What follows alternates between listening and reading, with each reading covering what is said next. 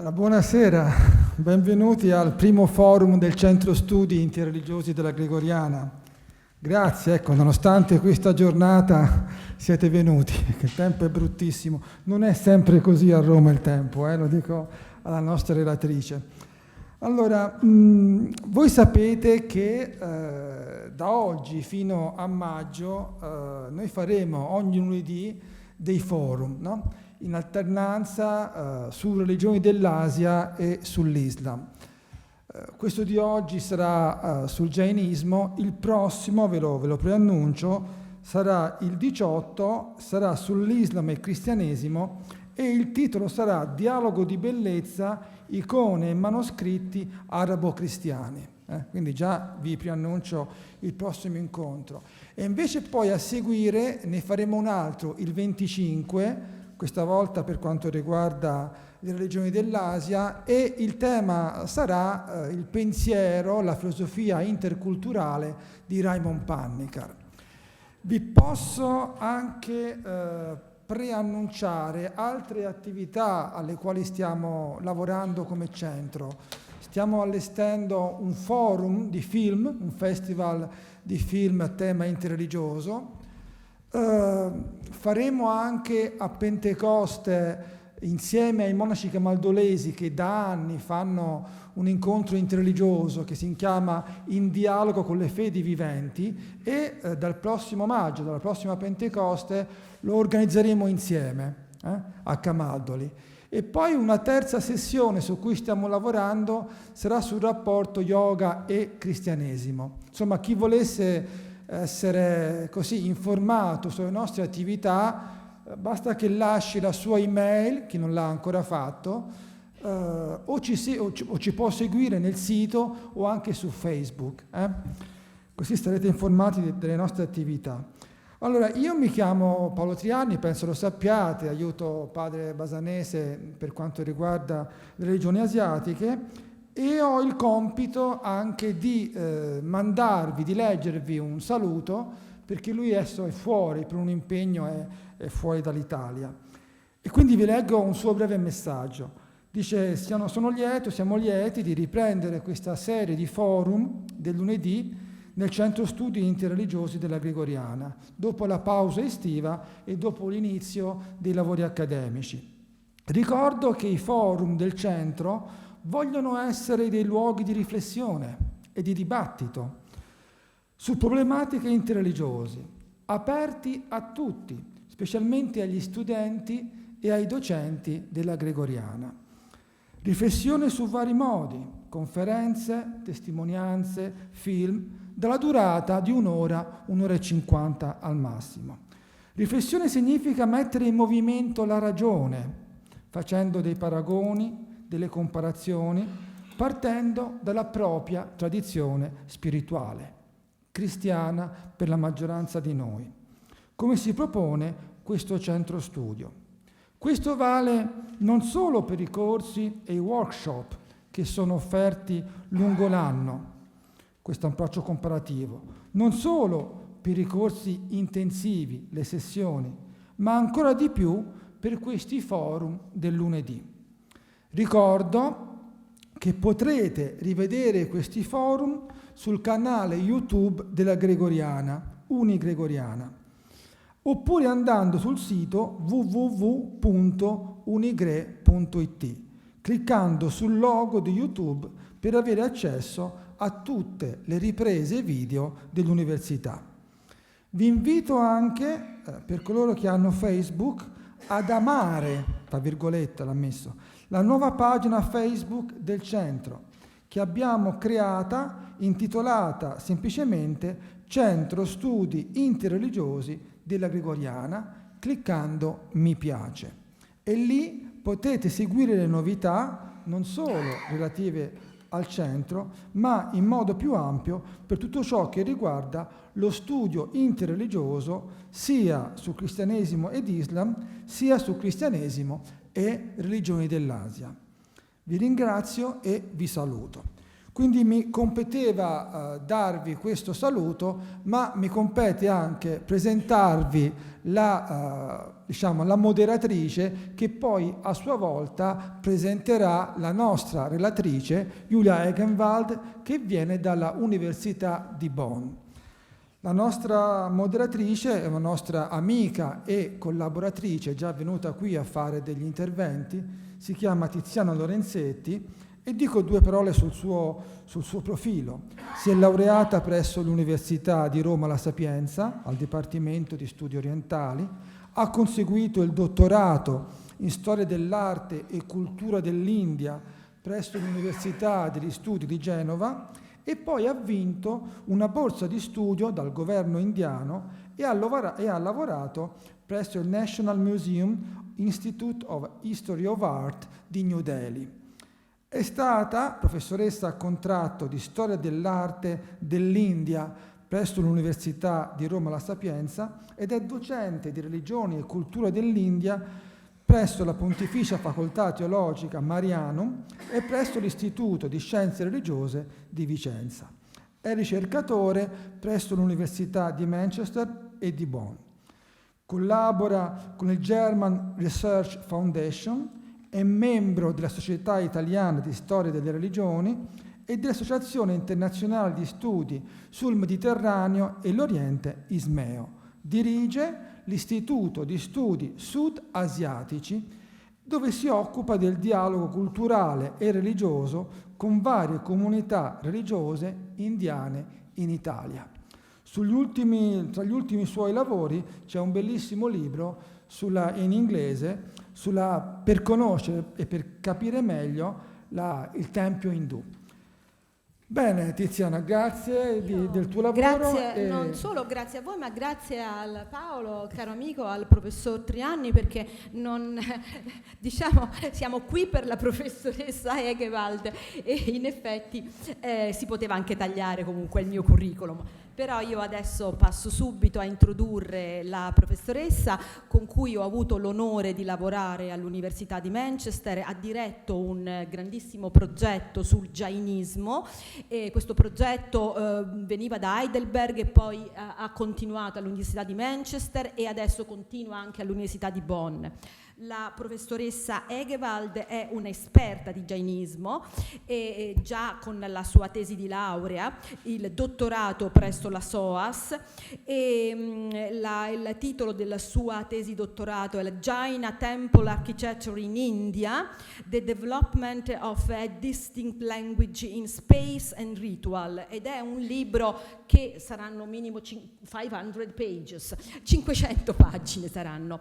È poi stata lettrice all'Università di Manchester, è stata poi l'ho detto alla SOAS e poi è full professor di Oriental Art History capo del dipartimento all'Università di Bonn e quindi sempre sugli studi del Jainismo, Himalaya e Tibet. I libri, il curriculum è molto molto denso, io adesso appunto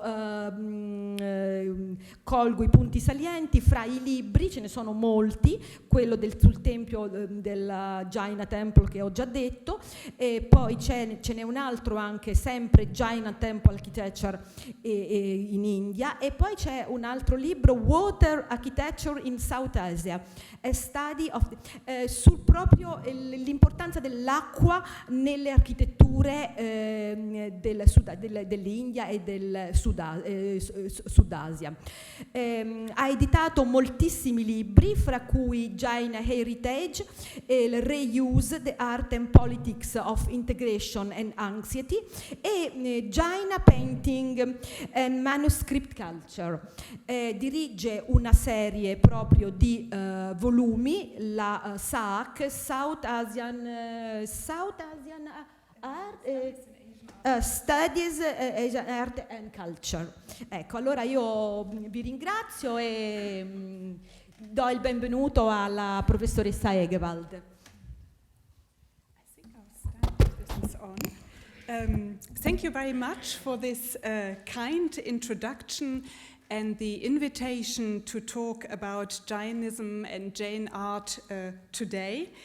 I would like to thank particularly Professor Paolo Triani from the Gregorian University and Dr. Tiziana Lorenzetti from ISAS for inviting me, for their cooperation, and for inviting me to speak today in this forum here.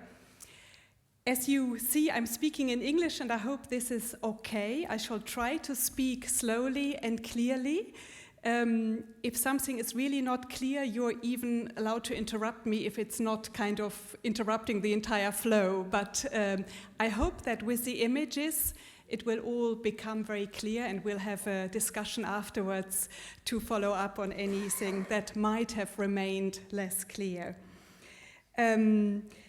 As Tiziana told you, I'm really an art historian with specialization on the history of architecture. I've worked a lot on Jain art and architecture, but have been asked today to provide an introduction to Jainism as a religion, Jain history, but I'll be showing you a lot of art objects, and I will round up with some examples of sculpture and temples at the very end. I would like to introduce you to the lives and teachings of the Jinnahs, the next one please, which have regularly been depicted in paintings and relief panels. I will tell you about the two main groups in Jainism, and the next one, the Jaina community, which consists of 4 items. It's called the Fourfold Assembly. And at the end, I would like to show you some characteristics of Jain statues and introduce you very briefly to the underlying principles of Jain temple architecture.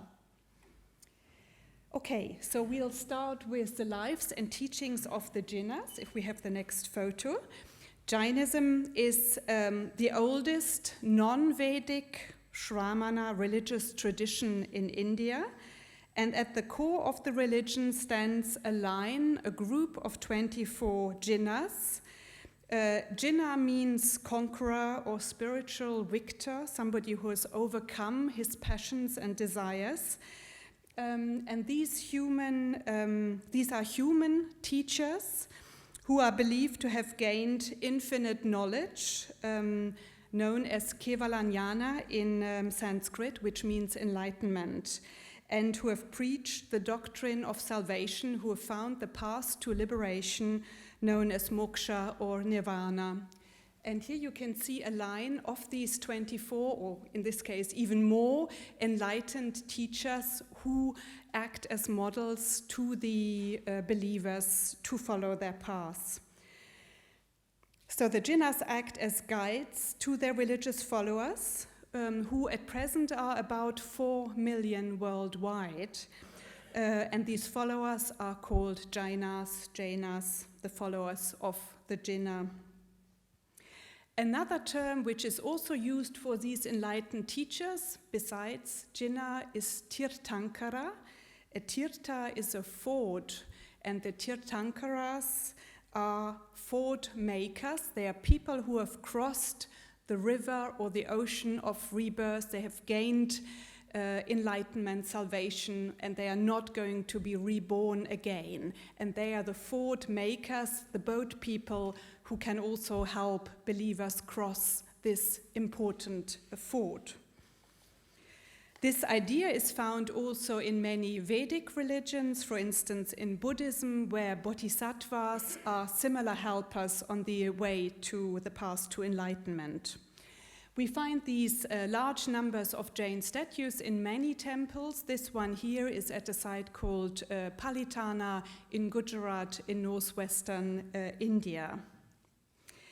Jainas regard their religion as uncreated and eternal, and therefore, according to their own religious tradition, there is no named religious founder in Jainism.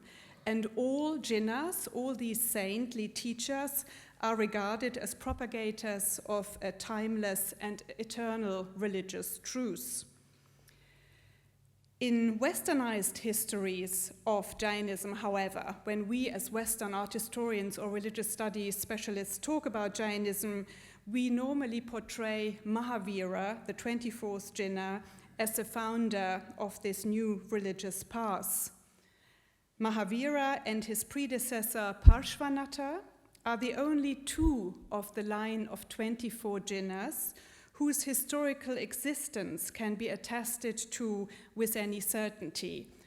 We know that the Buddha was a historical personality, and we can provide proof that also Mahavira and Parshvanatha were actual characters who are attested to historically.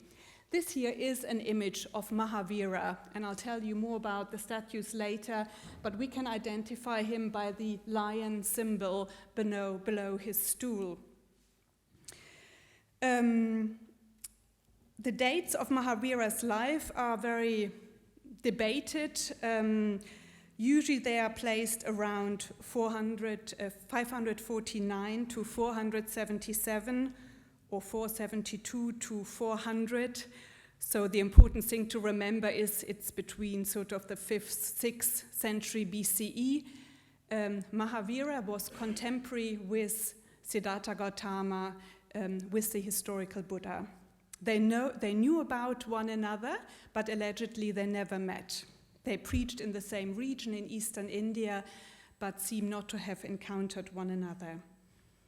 Studied in an academic way and approached from outside the tradition, Jainism, just like Buddhism, appears as a reform movement, and Jainism was reformative, for instance, in the areas that it undermined the status of the Hindu Brahmanical elite dominating at the time. So just like Buddhism, also Jainism offers an alternative path to enlightenment. Jainism showed indifference to the established caste hierarchy.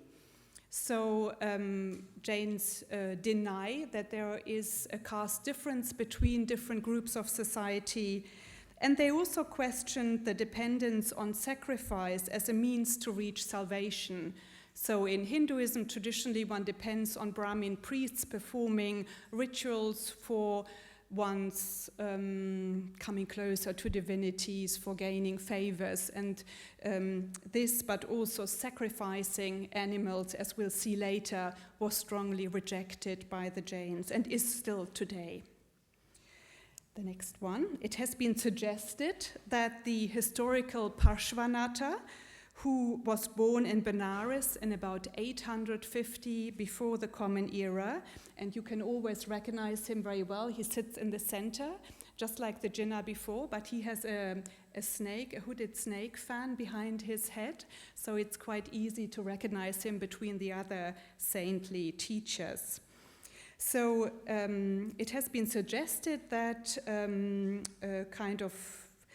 the historical Parshvanatha assembled around himself a community of ascetics and lay followers, and this small lay community appears to have included the parents of Mahavira, whom we treat as the founder of Jainism. Mahavira means great hero, so the great hero of the religion. And from this point of view, Mahavira's teachings have really to be seen as a continuation and a further development of Parshvanatha's teachings of an earlier religious cult, which probably was refined and further developed. But according to Jaina religious texts, the 24 Jinnahs convey exactly the same teachings. And also their life stories are remarkably similar, following a very stylized pattern. The Tirthankaras act as exemplars for the wider Jaina community and advertise the religious path to be followed. Their bibliographies or biographies, their life stories start always with their previous lives, just as it is in Buddhism also. And during these previous lives, the Jinnah accumulated the virtues necessary for the attainment of Jinnahhood. So the belief is that you are not born immediately as a Jinnah as somebody who is capable of understanding the path, but you build up the knowledge and the purity kind of over several lives until you reach a stage in which you are able to comprehend the way to liberation. The being deemed to become a Jinnah does not require a teacher for his initiation to become a wandering mendicant, a muni. The state of ascetic homelessness is regarded necessary to bring about the right frame of mind towards the material world, to enable a person to reach a state of complete disconnection from action, and as a consequence to enable him or her to reach complete liberation. So you don't need to be initiated, you don't need to be taught, you can find the path according to the Jaina view yourself, but you cannot find it in opulence or in a life of belongings and family life of distractions, but you kind of have to leave worldly affairs behind to put yourself into the right frame, an ascetic mind, to be able to understand, to be detached enough from the world to find a way out. And after a period of harsh physical and mental austerities, the Jinnah attains full omniscience, Kevalanyana.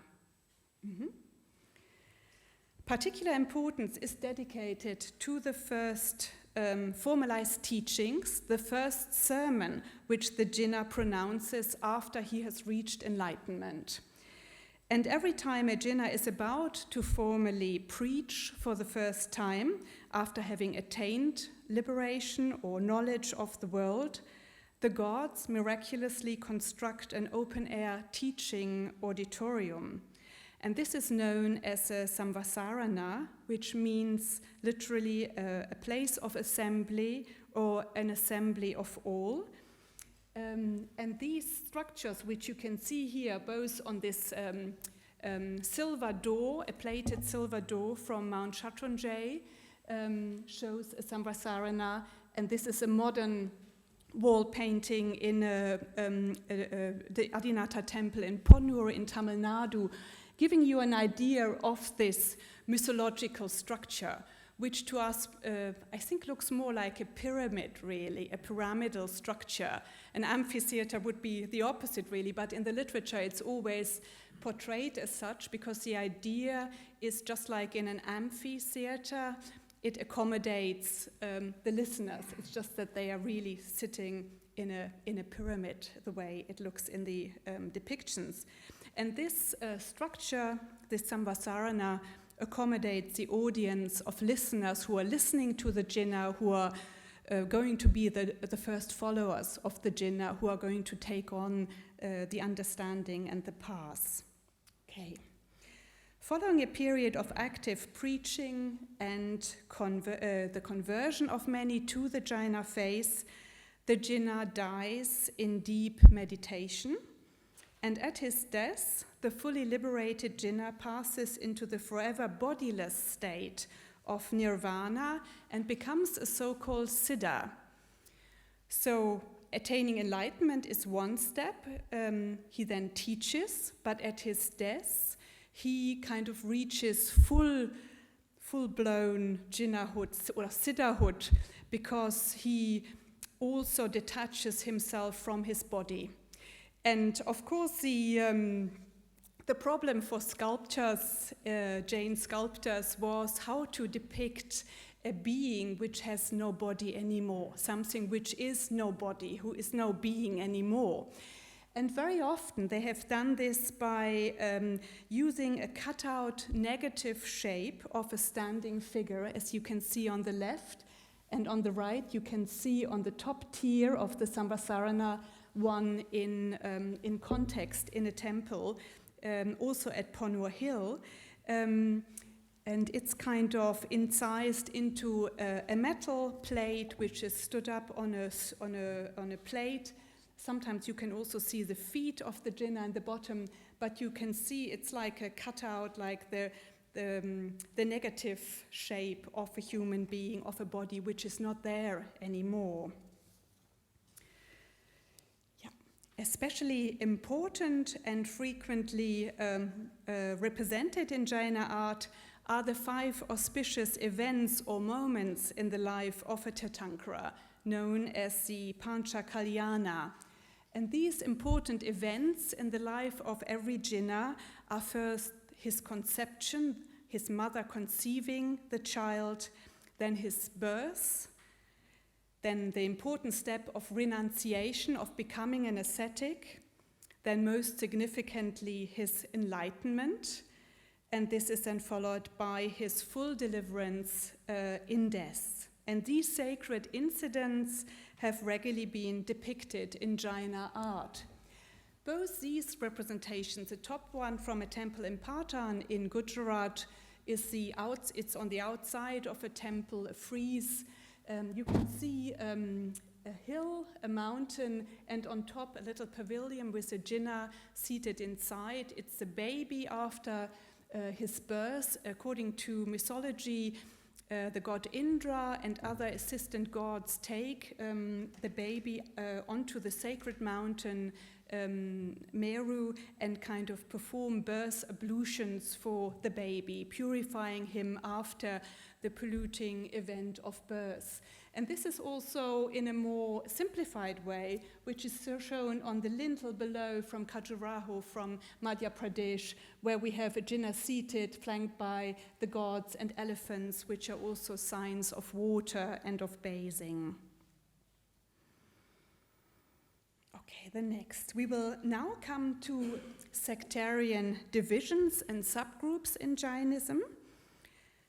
The group of Jaina followers divides into 2 major factions. The so-called Digambaras, which means space or sky-clad, i.e. they're going naked, they're going without clothes, they're dressed only by the sky. As you can see on the right, it's a group of Digambara monks, and the Shvetambaras, who are white or cotton-clad monks, as you can see on the left. The events leading towards this split occurred in about 300 before Christ, when a famine affected the east of India. This resulted in the migration of the Jaina community away from the region, so the people flee the famine, they move away from the east, and it is believed that along the way the group broke up into 2 major sections. One part, under the leadership of an important teacher known as Stulabhadra, remained in the north, but migrated very far to the west into the region of what is today Rajasthan and Gujarat, while the other portion of followers led by Acharya is a teacher, Acharya Bhadrabahu, went south into the Deccan region, what is today Karnataka, Andhra Pradesh, but also Tamil Nadu. And according to legend, to the story, after about 12 years in the south, and after the death of their teacher, Bhadrabahu, some of his followers returned from the south to the north. And upon their return, it is said that they discovered that according to their viewpoint, the party which had remained in the north, the part of the Jains who had moved into the west of India, had allegedly changed Jainism by modifying and reinterpreting the sacred texts and by taking to the habit of wearing robes, meaning the Shvetambaras.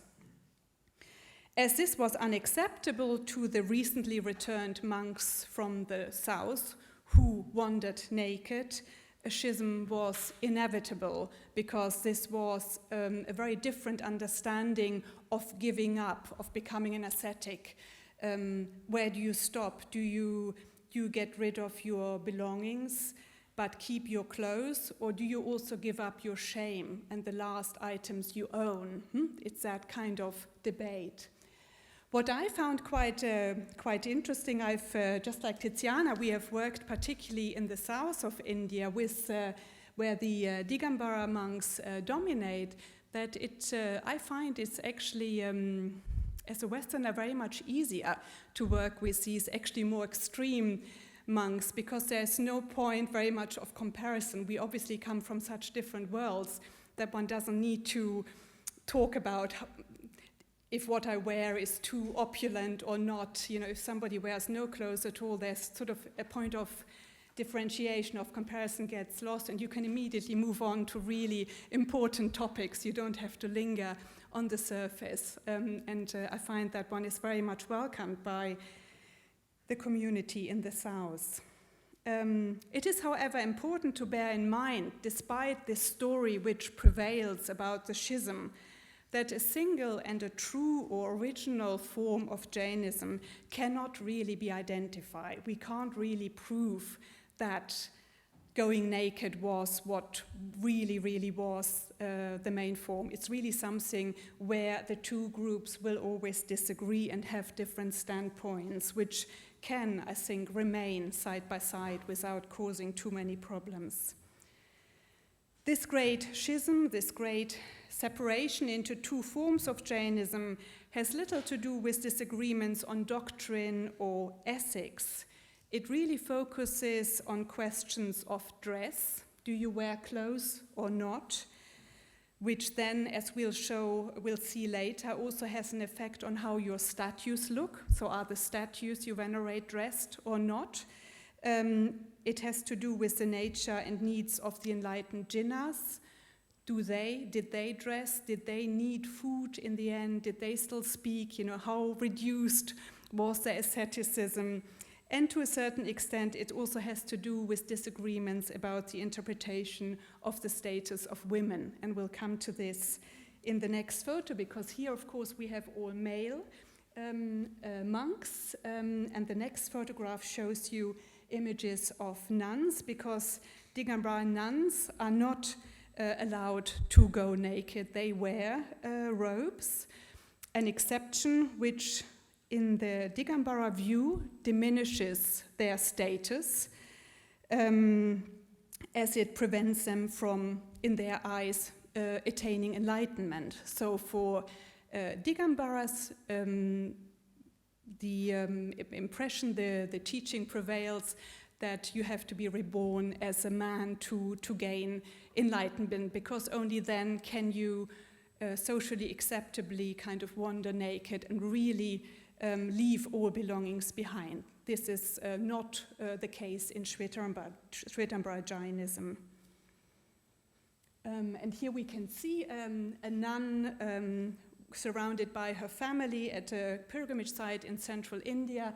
It's very prestigious for a family to have a son or a daughter, or ideally both, going and becoming an ascetic. It confers a lot of prestige and also purifying powers onto a family. And it's also for many women an attractive way of being able to be educated, to study, to travel, to have a work, to work for the community. So it's not necessarily something which children would disagree. It's for many a very interesting alternative path to a very strictly ruled kind of family network, which can be very positive, but also limiting in some ways sometimes. And on the right, you can see a depiction of a Jaina nun, showing that this is the approach or the way we believe that nuns, dressed and looked for many centuries. Okay, the next one. Because Jainas place a high value upon pupillary descent, about teacher passing on the teachings to the pupil, this dispute about dress, about the disagreement between Shvetambaras and Digambaras persists to the present day, because the teacher will always pass on the teachings and the view and the way to dress, to behave to their immediate pupil. And because it's such an important connection between teacher and pupil, this is also something we very often find depicted in Jain art, also from very early on. These are cave carvings from at the top from Badami in Karnataka and from Hanamkonda in Andhra Pradesh, so on the Deccan Plateau where we believe that one group of Jains moved into. These are roughly from the 6th century of the Common Era, and we always see the Jinnah seated underneath a number of umbrellas in the meditative posture, and then the students either flanking or below. The one below also shows a stool supporting scripture and showing the importance of the teacher, but also of the texts, of religious texts in the process of becoming enlightened. Traditionally, Shvetambaras settled largely in the north. In the schism, this is the group which moved into northwestern India, and the Digambaras traditionally are more prominent in the south. Today, however, the demarcation between the two communities is no longer, and maybe never was, this clear. It's very difficult to say whether there are more Shvetambaras or Digambaras, because we don't have very clear numbers on this, really. Definitely more work has been done on the Shvetambara community in the northwest, and I think one easily gains the impression that the Shvetambaras are more numerous because they are a very influential, well-off community, building a lot. But while traveling through India, I would say I gained the impression that we actually have more Digambaras because they are more widespread, but it's very difficult actually to prove that. Okay. There are further divisions of the Shvetambaras and Digambaras into subgroups, as we find in every religion.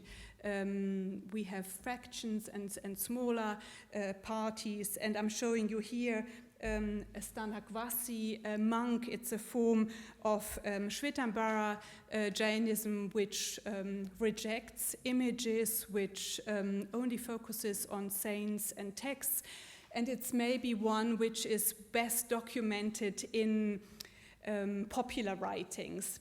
You recognize them by wearing a mouse shield, a mupati covering their mouth, and it's a sign of non-harming, which we'll come to in a moment, which plays such an important part in the Jain religion. It both prevents you from swallowing, let's say, animals or live particles which are in the air, but it also prevents you from, let's say, spitting or saying bad things, harming by saying something. So it's a sign of detachment and of peace in a way. And whilst monks wearing this constantly is maybe quite an extreme symbol of detachment and of non-harming, I've included the image on the right, which shows you an ordinary lay woman going to the temple with her little boy in Andhra Pradesh, in Vijayawada, and very close contact with an image. She adorns a metal statue on a pedestal, also often makes people cover their mouths, in order not to pollute or to breathe onto an image or to utter a wrong word. So it's maybe extreme with the monks, but it's actually something which is not so removed, which is actually part of ordinary ritual worship as well.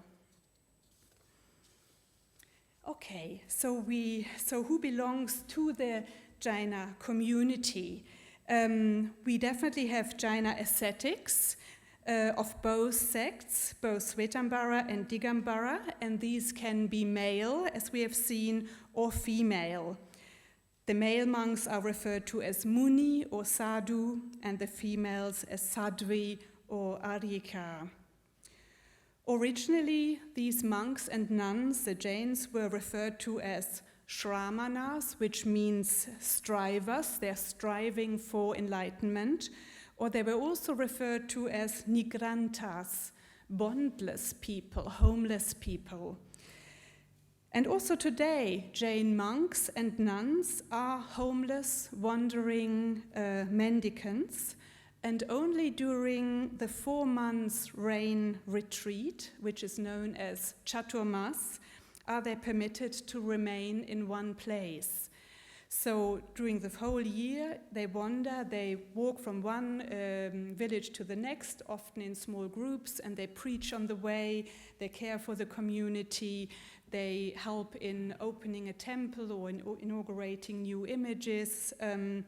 But during the rainy season, when it rains a lot, it's very humid, we have a lot of plant growth and a lot of animal movements, they stay in one place, not to harm, not to endanger any life, but also probably because during the rainy season it's difficult to move because bridges get washed away, streets get washed away. So it's probably a practical and a religious reason coming together and working along the same way.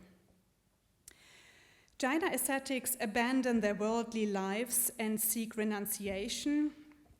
The initiation ceremony of an ascetic is referred to as diksha, and the initiation rituals involve either, and it's not quite clear what is happening here, either the abandoning of clothes, of walking naked, or of receiving simple monastic clothes or robes, which is the case in the Shvetambara context.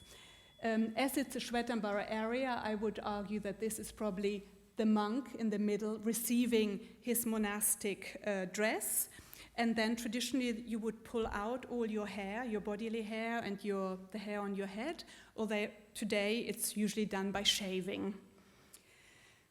The most important aspect of becoming a fully initiated ascetic is taking the 5 great vows, of vowing the Mahavratas. And if we have the next image, the content of the first vow is the concept of non-violence, which we have referred to a few times now already, and it's known as ahimsa.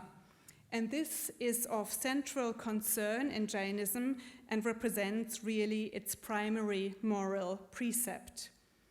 There are many visual representations of the concept of non-violence, of ahimsa, in Jaina art. The most popular and widespread is the one on the left. It's an image, as you can see, it's a tigress, a woman tiger, or lion, it's probably a lion here more, and a cow drinking water out of the same pot and feeding each other's little animals. You know, the little calf and the little lion baby are drinking out of the mothers, the lion and the cow. And on the right, you have a sequence from the bottom to the top.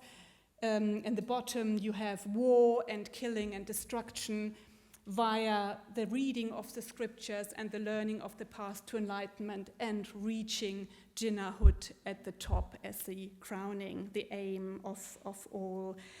And ahimsa, non-harming, is of course also an important element which Mahatma Gandhi took over in his fight for independence from British colonial rule, and he employed this non-violent resistance in his political fight.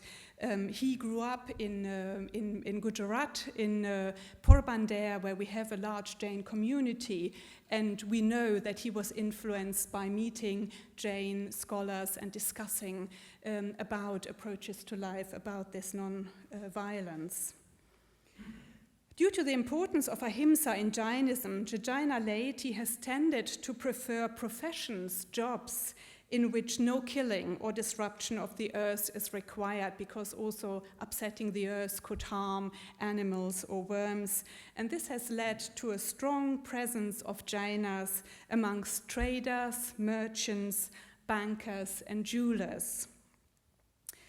In order to ensure ahimsa and to prevent the accumulation of karma is a concept which you also have in Hinduism, which means deed or action, in order not to accumulate bad karma through bad actions, Jaina ascetics aim to reduce all activities and to control not just their body, their mind, but also their body, not to move, not to act, not to speak much, to become very introverted. And the most extreme cessation of all action practiced by Jain ascetics is the voluntary and closely controlled process of slowly starving oneself to death, of rejecting or reducing food and water until one actually passes into death. But it's a progress, it's a ritual process which is very, very closely controlled by a teacher. You're not allowed to do it yourself. And it's completely different from suicide based on a frustration, a shock, something driven by passions. It's absolutely the opposite. It's a reduction and focusing more and more on the essentials, which are the teachings. If we have the next photograph, you can see that many Jain pilgrimage places have been founded at sites which have been sanctified through the death of a Jinnah or important teacher, and these are then known, because the person has become a siddha, as we said before, they are known as siddha kshetras. Kshetra is the sacred place of the siddhas, and these are frequently located on steep hills and in very remote areas. These are two pilgrimage sites from Maharashtra. They are Tulagiri and Muktagiri, and you can see that they are meditational sites where these Jinnahs reduced and where they focused more and more on their teachings and kind of removed themselves from worldly life. And if we have the next slide, the actual spot of death, of passing into a deathless state, has frequently been marked by sacred foot markings or foot imprints known as padukas or charanas. Here an example on the left from Tamil Nadu, from Tirumalai, and one from Bihar on Mount Parashnath. And the depictions of the soles of the feet, which we see here, seem to reflect the last presence of these holy persons and express their abandonment and liberation from earthly existence. But they also show us that these are humans, just like we leave footprints or we have soles of feet. It also, indirectly says everybody can reach enlightenment by, through being born as a human being. The next, despite the fact that the emphasis in Jainism lies on the monastic community, for instance, in the center we have a monk depicted surrounded by worshippers, Jainism is not exclusively concerned with ascetics. Of course, the texts focus on the ascetics because this is the path to enlightenment, but also lay persons, Shravakas for the males or Shravikas for the females, play an important role in Jainism, and the two groups of ascetics and lay people are very closely interlinked.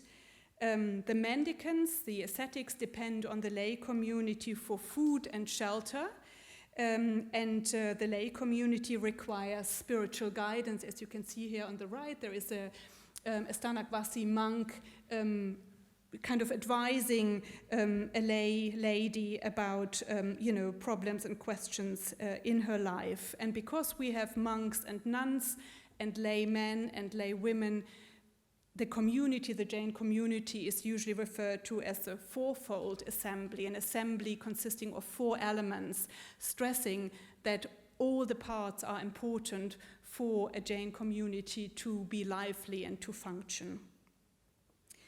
There is a certain tendency in Jainism to model the religious path of the laity on that of Jaina ascetics, and on certain important festival days or when on pilgrimage, ordinary householders will participate in ascetic practices, for instance, such as fasting, even very wealthy Jain families will live in an ordinary monastic setup with very simple rooms. One eats very simple food. It's often only rice without salt and without too many vegetables or things which are tasty. You know, one really reduces one's belongings. One walks barefoot and wears very simple clothes. And on other days, Jainas are expected to express very openly, publicly, their pious intentions through public religious giving, known as dana. And here we have such a celebration where a lay family, head of family, wearing a crown on the left and wearing the image on his top, has pledged a lot of finances, support to a temple, and through this he has been given an important ceremonial part in this religious kind of ritual. And his family surrounds him, his sons and his wife is on the right, but also the whole community of the village is invited in front, and they are fed. So it's a very public display of giving, of showing this detachment of one's own funds and wealth. But of course, he is also almost given a religious status, and the family enormously rises in power in the region. So it's a give and take. It works for both sides. To round up this presentation, I want to show you just a few more examples of sculptural art, and in Jainism, statues are not necessary for the attainment of enlightenment. You don't need images, you don't need to worship them, you don't need temples. But interestingly, just like Hinduism and Buddhism, we have a wealth of statues and images. And as with Hinduism and Buddhism, it's very difficult to prove when the first image was created, you know, to really how far do you go back. But in Jainism, we can definitely prove. We have inscribed Jain statues definitely from the 2nd century before the Christian era, from a site called Mathura, which was also very important in a Buddhist context, but it had a site known as Kankalitila outside Mathura. And this is such a very early head, at least, of a Jinnah surviving from the Kushana period. The next one, Jaina sculptures can generally be of two types. They can be very large and made of stone, as you can see on the left. They are known as stapana or pratishthit, fixed. These are enshrined in the main shrines of temples. The one on the left is an image of Chandraprabhu in a temple at Jaisalmer in Rajasthan. Or they can be small. This example is just maybe 10 centimeters or 15 centimeters high. They're made of metal, they're portable, they're light, and they're called vidinayakas. And when you remember, I showed you an image where a lay woman was covering her mouth and she was bowing over an image stand. There was such a small metal image placed on this image stand. So the metal statues are usually slightly, well, they're the ritual images which lay people can adorn and venerate, and the veneration which is given to the metal image applies itself to the main statue in the main shrine of the temple. The image on the right comes from Siroi in Rajasthan. And if we have the next image, although the Tirthankaras, as you remember, they are human, they are not divine beings. Despite this, they have been invested with superhuman characteristics. Because Tirthankaras are believed to be born with a special body resembling a diamond, it normally is said, a vajra, in firmness and shine, sculptural representations of the Jinnahs follow strongly idealized artistic conventions. This is based on the belief that a fully enlightened Jinnah has not just reached spiritual perfection, but has also reached an ideal physical body, a physiognomy which is idealized. Tirthankaras are usually depicted with, as you can see on the left, with very slender well-proportioned, athletic, useful bodies with very long arms. And the images here show you again the contrast between the Digambaras and the Shvetambaras, which before we only saw in the monks. But the image on the left, a naked standing Jinnah, is obviously a Digambara statue coming from Lakshmeshwar in Karnataka. And the image on the right is obviously dressed, not just in simple robes, but in very elaborate kind of metal covers, which are fitted with precious stones. This Jinnah even wears a crown, enormous eyes, and jewelry showing him as a world ruler. He's a Chakravartin. So maybe quite different approaches to iconography, which stem from the understanding of the religion. If we have the next, this shows you that there are hardly, as we have hardly any visual differences between the different Jinnahs, the 24 Jinnahs, because all reach the same state. Therefore, these emblems beneath the statues, which I mentioned at the very beginning, these emblems of cognizance known as lanchanas, associated with the 24 teachers, were introduced during the early phase of the Gupta period, sort of in about the 4th century of the Common Era. And we then have below Mahavira a lion, and below Ajitnata an elephant, for instance, which helps you to recognize the specific Jinnah. However, as the fully enlightened Jinnahs, as we have heard, have terminated all contact with the material world, they cannot actually be approached by the worshippers or asked for favors or support, because they have ceased to interact with the ordinary world. And for this reason, the Jain statues, who are the most important objects of worship in a temple, act as models, as something to follow, but not necessarily something you can ask for favors if somebody is ill. So for this, if we have the next slide, for this reason, Jainism also developed a number of divinities, such as the goddess shown here on the left, which, however, are clearly subordinate. They are less important than the enlightened Jinnahs, and the gods and goddesses can help with worldly affairs. This is here on the left, the goddess Padmavati in the Shantinatha temple, in a Shantinatha temple in Tamil Nadu. Besides this large pantheon of gods and goddesses, and I'm just showing you this one example, so you've seen one, you can see they're dressed and they are decorated just like human beings would be when they, wear beautiful saris and jewelry.